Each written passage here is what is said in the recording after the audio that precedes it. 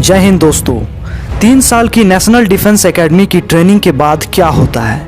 क्या आप एक ऑफिसर बन जाते हैं या फिर इसके बाद भी कोई स्पेशल ट्रेनिंग होती है? और जैसा कि आप सभी जानते हैं कि एनडीए में कोई स्टाइपेंड नहीं मिलता, लेकिन क्या इसके बाद स्टाइपेंड मिलता है, यानी पर मंथ सैलरी मिलनी शुरू हो जाती है? इन सभी चीज़ों से आप परिचित होंगे और एनडीए ट्रेनिंग के बाद की पूरी प्रक्रिया को जानेंगे। वीडियो में अंत तक बने रहें, वीडियो बहुत ही इंटरेस्टिंग और नॉलेजेबल होने वाली है। दोस्तों, जैसा कि आप सभी को पहले से पता होता है कि आप किस विंग्स में सेलेक्टेड हो, यानी आर्मी विंग्स में हो या नेवी विंग्स में हो या फिर एयरफोर्स विंग्स में। लेकिन एनडीए में इन 3 सालों के दौरान करीबन 2.5 साल आपको पता ही नहीं लगता कि आप किस विंग्स में हो, क्योंकि 2.5 साल की ट्रेनिंग एक साथ होती है और सेम होती है। लेकिन जो लास्ट के 6 महीने बचते हैं, यानी लास्ट सेमेस्टर, इसमें कैडेट्स की अलग अलग विंग्स की स्पेसिफिक ट्रेनिंग होती है। मतलब यह है कि अगर आप आर्मी विंग्स में हो तो आपकी आर्मी की स्पेसिफिक ट्रेनिंग होगी, नेवी विंग्स में हो तो नेवी की स्पेसिफिक ट्रेनिंग होगी और एयरफोर्स विंग्स में हो तो एयरफोर्स की स्पेसिफिक ट्रेनिंग होगी। और जैसे ही आपकी 3 साल की एनडीए की ट्रेनिंग समाप्त हो जाएगी तो आपको जवाहरलाल नेहरू यूनिवर्सिटी द्वारा बैचलर की डिग्री प्रदान की जाएगी, यानी बीए, बीएससी और बैचलर इन कंप्यूटर साइंस।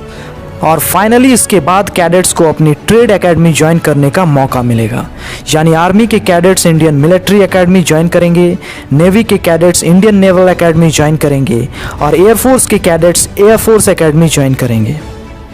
और इन्हें यहाँ अपने फील्ड्स की स्पेसिफिक ट्रेनिंग यानी स्पेशल ट्रेनिंग दी जाती है पूरे 1 साल के लिए, ताकि वे अपनी लीडरशिप लाइक क्वालिटीज़ और ऑफिसर लाइक क्वालिटीज़ को बढ़ा सके। दोस्तों, जब कैडेट्स को अपनी अपनी ट्रेड एकेडमी ज्वाइन करने का मौका मिलता है तो उसके बाद का प्रोसेस क्या होता है, आइए जानते हैं। सबसे पहले बात करते हैं आर्मी के कैडेट्स की। तो आर्मी के कैडेट्स जब एनडीए से पास आउट होते हैं तो वे आईएमए यानी Indian military academy Dehradun join करते हैं, जहां उन्हें जेंटलमैन कैडेट्स का दर्जा मिलता है और 1 साल की बेहतरीन ट्रेनिंग दी जाती है हर तरीके से, चाहे वो लीडरशिप क्वालिटीज़ बढ़ाने की हो या फिर ऑफिसर लाइक क्वालिटीज़, ताकि वे ऑफिसर बनने के बाद अपने सब यूनिट्स को लीड कर सके हर परिस्थिति में। और जब जेंटलमैन कैडेट्स की 1 साल की ट्रेनिंग कंप्लीट हो जाती है तो इन्हें परमानेंट कमीशन दे दिया जाता है और इनकी रैंक नियुक्त कर दी जाती है लेफ्टिनेंट की।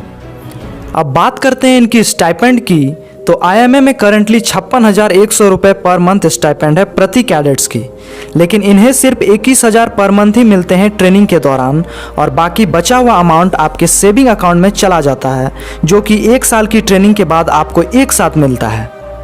Unacademy, India's best learning platform, and if you want to prepare for NDA or SSB, you must go through it.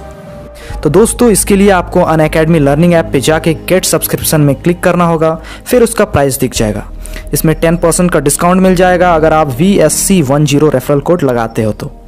NDA 2 का रणभूमि बैच 21 जुलाई 2021 से शुरू हो रहा है और 2022 का वीर एनडीए बैच 24 जुलाई से शुरू हो रहा है। तो इसका कंप्लीट कोर्स आप परचेज कर सकते हैं। इसके लिए आप अनअकैडमी लर्निंग ऐप को प्ले स्टोर से या डिस्क्रिप्शन के लिंक से डाउनलोड कर सकते हैं।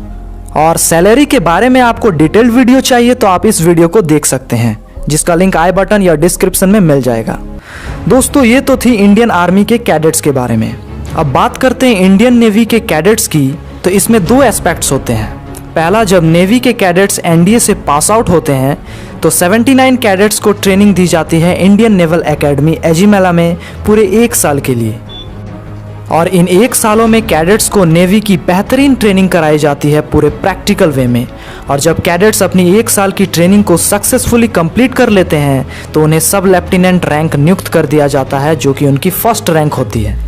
लेकिन अगर हम बात करें इसकी सेकंड एस्पेक्ट की, तो जो कैंडिडेट्स 10+2 के बाद डायरेक्ट नेवल एकेडमी ज्वाइन करते हैं उनकी ट्रेनिंग पूरे 4 साल की होती है, जहां उन्हें बीटेक की डिग्री प्राप्त होती है जेएनयू द्वारा।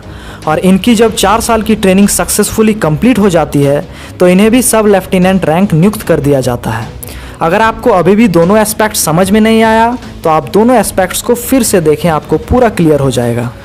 और इंडियन नेवल एकेडमी में स्टाइपेंड की बात करें तो इसमें लास्ट ईयर में कैडेट्स को स्टाइपेंड मिलना शुरू हो जाता है, जो कि 56,100 रुपये प्रति माह होता है, लेकिन in hand salary approx 41,000 per month ही मिलता है। दोस्तों, अब बात करते हैं एयरफोर्स कैडेट्स के बारे में। तो इनके लिए भी 2 तरह की प्रक्रियाएं होती है। पहला होता है फ्लाइंग ब्रांच कैडेट्स के लिए और दूसरा होता है ground duty technical and non technical cadets के लिए। जब फ्लाइंग ब्रांच के कैडेट्स एनडीए से पास आउट होते हैं तो उनकी 1.5 साल की ट्रेनिंग एयरफोर्स एकेडमी में होती है, लेकिन दोस्तों यहाँ उन्हें 1 साल की ट्रेनिंग के बाद ही प्रोविजन कमीशन दे दिया जाता है, यानी उनको फ्लाइंग ऑफिसर की रैंक नियुक्त कर दी जाती है।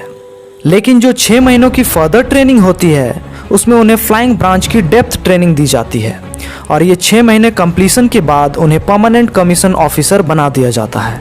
बात करें ग्राउंड ड्यूटी कैडेट्स के लिए तो इन्हें एनडीए पास आउट होने के बाद एयरफोर्स एकेडमी में 1 साल की ट्रेनिंग दी जाती है और इसके बाद इन्हें भी फ्लाइंग ऑफिसर रैंक नियुक्त कर दिया जाता है। तो दोस्तों इस तरह से कैडेट्स की जर्नी होती है एनडीए में 3 साल की ट्रेनिंग के बाद। और अगर आप इन तीनों विंग्स के एकेडमी की सेपरेट वीडियो देखना चाहते हो, यानी आईएमए, आईएनए और एयरफोर्स एकेडमी की, तो वीडियो जल्द ही आने वाली है इसी चैनल पे। तो आप जरूर से चैनल को सब्सक्राइब कर बेल आइकन को प्रेस कर लें ताकि आपकी वीडियो मिस ना हो। जय हिंद, जय भारत।